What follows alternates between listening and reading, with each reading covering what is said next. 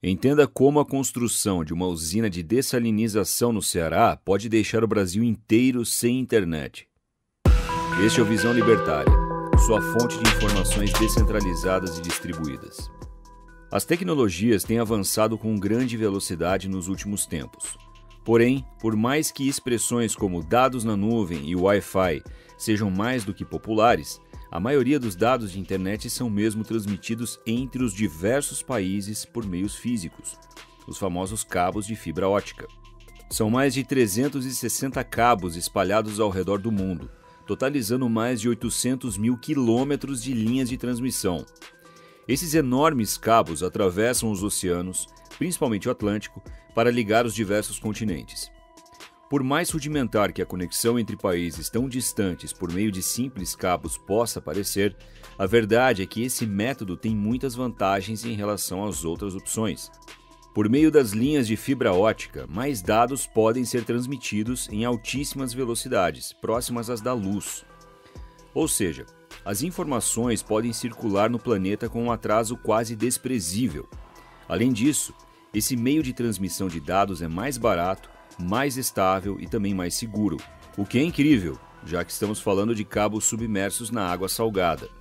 Isso, pelo menos, até os políticos entrarem em cena.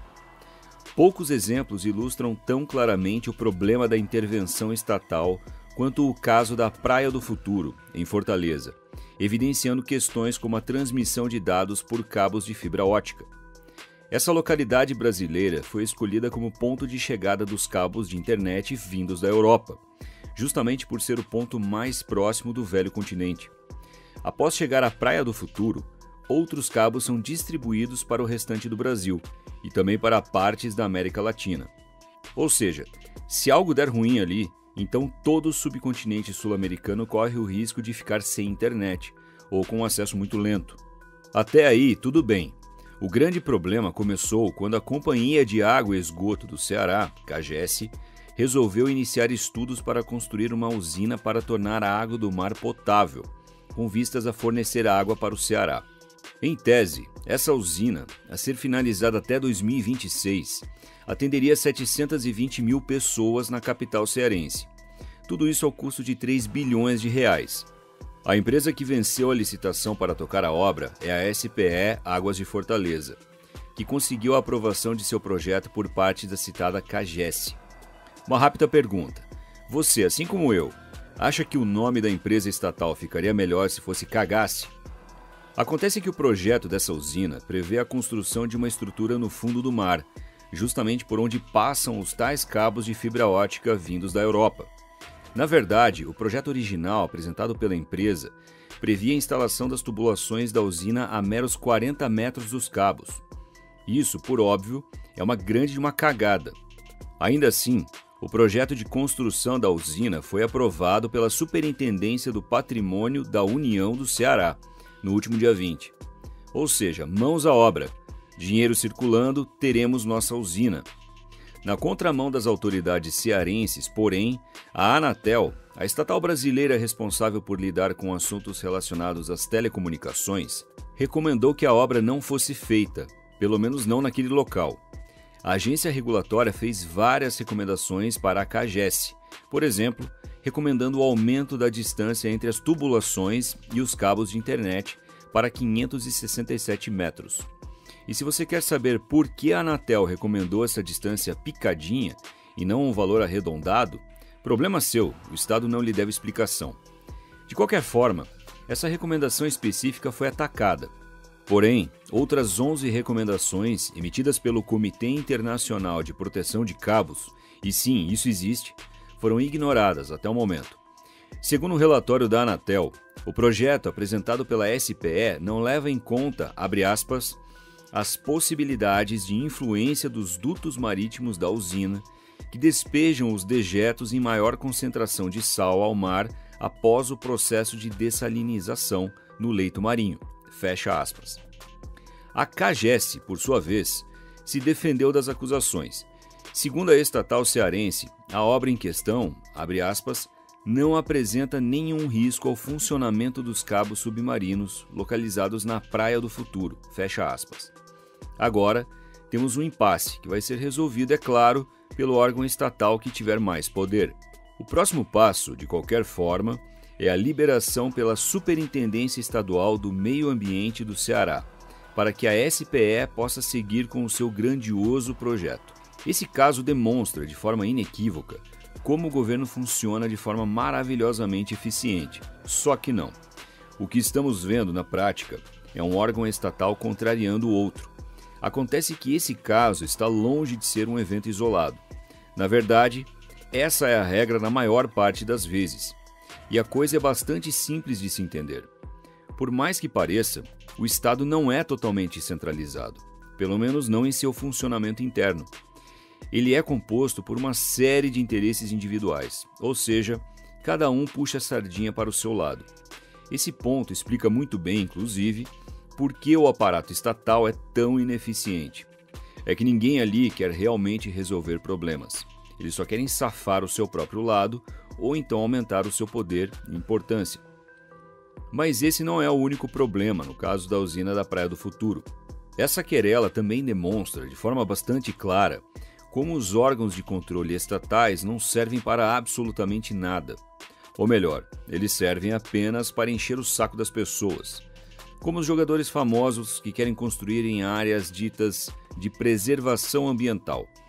Afinal de contas, quando se trata do Estado, tudo é permitido. Lembre-se que, durante o segundo mandato do Lula, o Molusco quis construir a famigerada usina de Belo Monte. Naquela época, o IBAMA se posicionou contra a construção dessa obra megalomaníaca, brecando seu licenciamento. Contudo, bastou ao Lula trocar o presidente do órgão para a licença ser finalmente concedida. O fato é que, embora a ineficiência estatal e a inutilidade dos órgãos públicos de controle sejam evidentes, o caso da Praia do Futuro tem o sério potencial de prejudicar a vida de muita gente. Afinal de contas, estamos falando de uma obra pública que não vai contar apenas com os típicos problemas estatais, ineficiência, corrupção e inviabilidade econômica. Estamos falando, nesse caso, do fornecimento de internet em si, fundamental para a vida de todos nós na atualidade. Chega a ser desconcertante imaginar que o acesso à internet dos brasileiros e de tantos outros latino-americanos dependa das decisões tomadas por burocratas cearenses. Se a construção dessa usina e seu posterior funcionamento trouxerem algum problema para a transmissão da internet no Brasil, isso representará um grande prejuízo para todos nós. Afinal, todo tipo de empresa, desde escolas, hospitais, universidades, empresas de alimentos e entregas, até grandes corporações, precisam de internet. A economia iria praticamente parar, afetando a todos nós. Porém, se isso realmente vier a acontecer, quem é que vai pagar essa conta?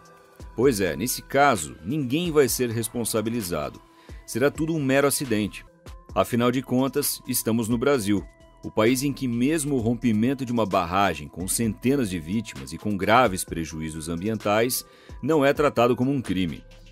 Numa sociedade verdadeiramente livre, esse tipo de obra certamente representaria uma externalidade negativa, ou mesmo um prejuízo direto à propriedade de terceiros. Nesse caso, uma possível indenização seria tão alta que, muito provavelmente, o risco envolvido não valeria a pena. O Estado, contudo, não precisa lidar com esse tipo de problema. Até mesmo porque, conforme anteriormente inferimos, ninguém será efetivamente responsabilizado pelos possíveis prejuízos causados por essa obra. Porém, políticos e burocratas só têm a ganhar nessa história, tanto em matéria do capital político quanto do capital econômico. Temos mais uma vez os piores incentivos possíveis sendo colocados em jogo. Não é possível, portanto, saber se a construção da usina de dessalinização na Praia do Futuro realmente será viável do ponto de vista econômico. E sequer é possível saber, inclusive, se essa construção será segura, do ponto de vista da transmissão de dados de internet. A única certeza que nós temos é que, até mesmo nesses aspectos, o Estado consegue ser ineficiente.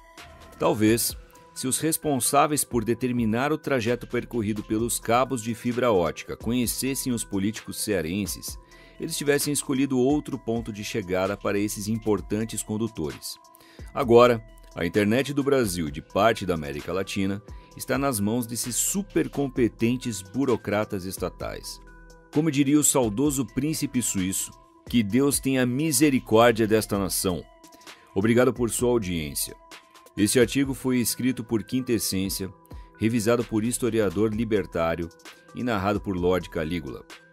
Escreva artigos você também. Acesse visãolibertaria.com. Se você gostou do vídeo, compartilhe em suas redes sociais. Caso deseje ser avisado de outros vídeos, inscreva-se no canal e depois clique no botão da campainha. Até a próxima!